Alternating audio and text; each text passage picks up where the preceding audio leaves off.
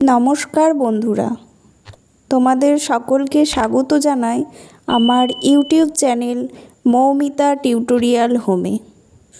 আজকে আমরা আলোচনা করব পঞ্চম শ্রেণীর আমার গণিত বইয়ের 41 থেকে 43 নম্বর পৃষ্ঠার অঙ্কগুলি। চলো তাহলে আজকের ভিডিওটি শুরু করা যাক। ট্রাকে পদ্মার ইলিশ এলো। একের অঙ্কটা কি আছে দেখো, বাংলাদেশ থেকে 332টি ট্রাক কলকাতায় এসেছে। প্রতি ট্রাকে 235টি ইলিশ মাছের বাক্স আছে। মোট তাহলে কটি ইলিশ মাছের বাক্স আছে? 332কে আমরা গুণ করব 235 দিয়ে। গুণটা করেছি, প্রথমে 332কে 5 দিয়ে, দেখো হয়েছে 1660। তারপরের লাইনে 30 দিয়ে হয়েছে 9960। তারপরের লাইনে 200 দিয়ে হয়েছে 66400। আমরা সবগুলো যোগ করে নিয়েছি, হয়েছে 78020। এইভাবে তোমরা গুণটা করে নেবে। দুইয়ের অঙ্কটা কি আছে, একটি শরৎ চলাকালীন শরৎ রচনাবলীর মূল্য 425 টাকা। রবীনবাবু ঠিক করেছেন 122 জন ছাত্রছাত্রীর প্রত্যেককে একটি করে শরৎ রচনাবলী দেবেন।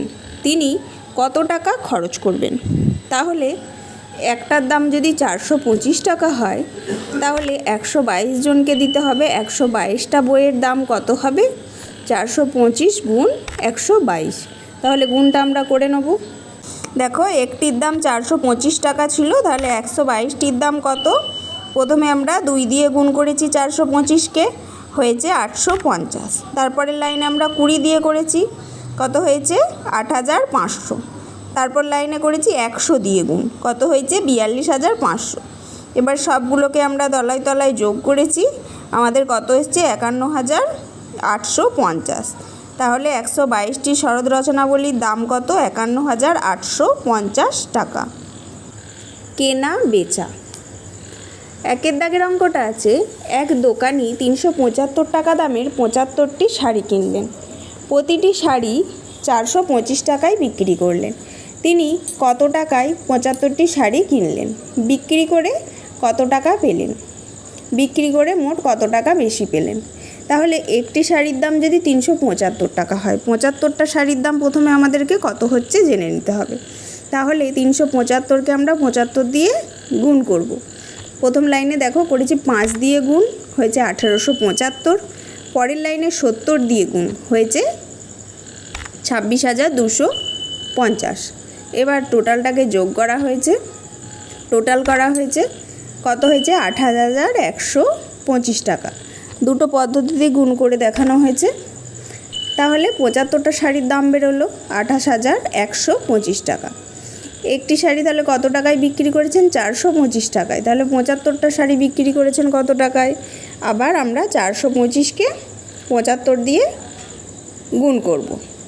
প্রথমে আমরা 5 দিয়ে করেছি 425কে, কত হয়েছে? 2125। তারপরের লাইনে করেছি 70 দিয়ে গুণ, কত হয়েছে? 29750। এবার দুটোকে যোগ করেছি, কত এসছে? 31875। দুটো পদ্ধতিতেই গুণ করে দেখানো হয়েছে দেখো। এবার তাহলে কত বেশি পেলেন? তাহলে যেই টাকাটা বিক্রি করেছেন সেই টাকাটা আর কেনার দামটা আমরা বিয়োগ করলে পেয়ে যাব কত পেলেন।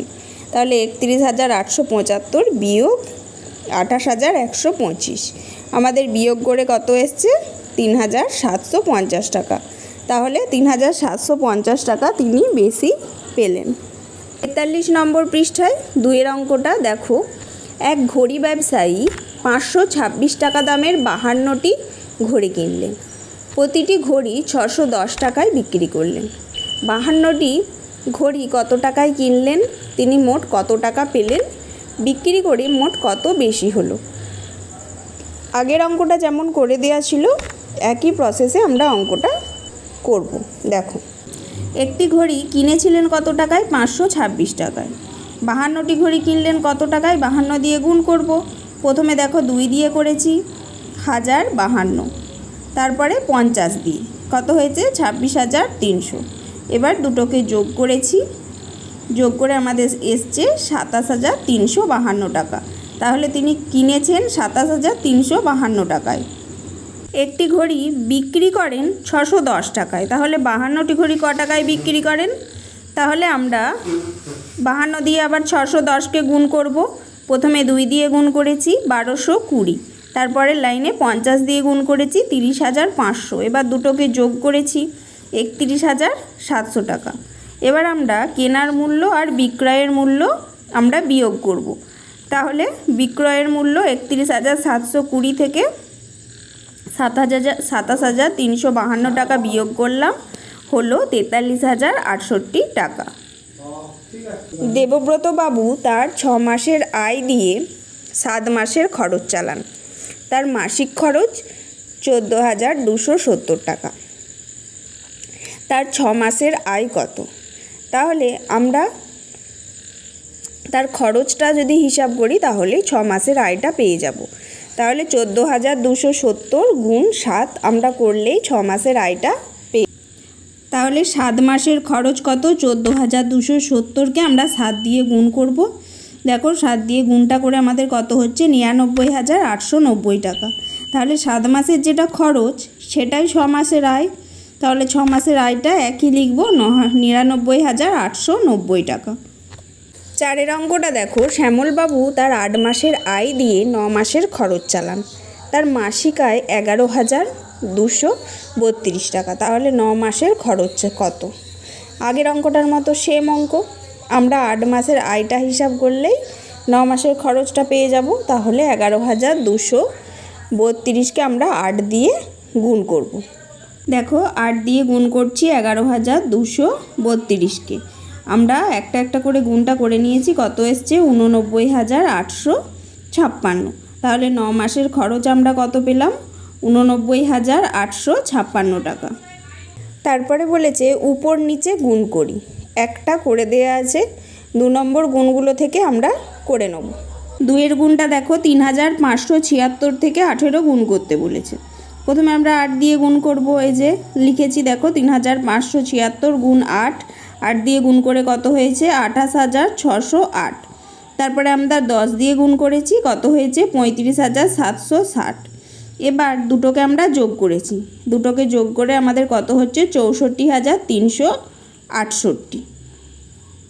৩-এর গুণটা দেখো, ৪,০০৮ গুণ ২২। প্রথমে আমরা ২ দিয়ে গুণ করেছি, তাহলে কত হয়েছে? ৮,০১৬। তারপরে আমরা ২০ দিয়ে গুণ করেছি, কত হয়েছে? ৮০,১৬০। এবার দুটোকে আমরা যোগ করেছি, কত হচ্ছে? ৮৮,১৭৬। ৪-এর দাগে আছে দেখো, ৫,১০৩ গুণ ১৩। তাহলে প্রথমে আমরা ৩ দিয়ে গুণটা করে নিয়েছি, প্রথম লাইনে হয়েছে ১৫,৩০৯, তারপরের লাইনে ১০ দিয়ে করে নিয়েছি, কত হয়েছে? ৫১,০৩০। এবার দুটোকে আমরা যোগ করেছি, ৬৬,৩০৯, ৩39। ৫-এর অঙ্কটা দেখো, ২,৩৪৬ গুণ ৪২। তাহলে প্রথমে আমরা ২ দিয়ে গুণ করব, ৪,৬৯২। পরের লাইনে আমরা ৪০ দিয়ে গুণ করব, ৯৩,৮৪০। এবার দুটোকে আমরা যোগ করব, ৯৮,৫৩২। ৬-এর অঙ্কটা দেখো, ৬-এর অঙ্কটা কি আছে? ৭৫৮ গুণ ২৬। তাহলে ৬ দিয়ে গুণ করব প্রথমে আমরা, ৪,৫৪৮। তারপরে ২০ দিয়ে গুণ করব, ১৫,১৬০। তাহলে যোগ করেছি, কত হয়েছে? ১৯,৭০৮। এবার ৭-এর অঙ্কটা কি আছে? ১২৮ গুণ ৭১। তাহলে প্রথমে ১ দিয়ে গুণ করেছি, হয়েছে ১২৮। তারপরে ৭০ দিয়ে গুণ করে কত হয়েছে? ৮,৯৬০। তাহলে দুটোকে আমরা নিচে নিচে যোগ করেছি, হয়েছে ৯,০৮৮। ৮-এর অঙ্কটায় কি আছে? ৩৫৬ গুণ ১২২। তাহলে এটা 3টে ধাপে গুণ হবে। প্রথমে ২ দিয়ে করব, তারপর ২০ দিয়ে, তারপর ১০০ দিয়ে। আমাদের কত এসছে? ৪৩,৪৩২। পরের অঙ্কটাও তাই একই রকমভাবে 3টে ধাপে, ৫২১ গুণ ১৪৪। তাহলে পরপর 3টে ধাপে আমরা গুণটা করে নিয়েছি। আমাদের কত এসছে? 75,024। আজকের ভিডিওটি এখানেই শেষ হলো। যদি ভিডিওটি ভালো লেগে থাকে অবশ্যই চ্যানেলটিকে সাবস্ক্রাইব করুন এবং এই ধরনের আরও ভিডিও পেতে কমেন্ট করুন।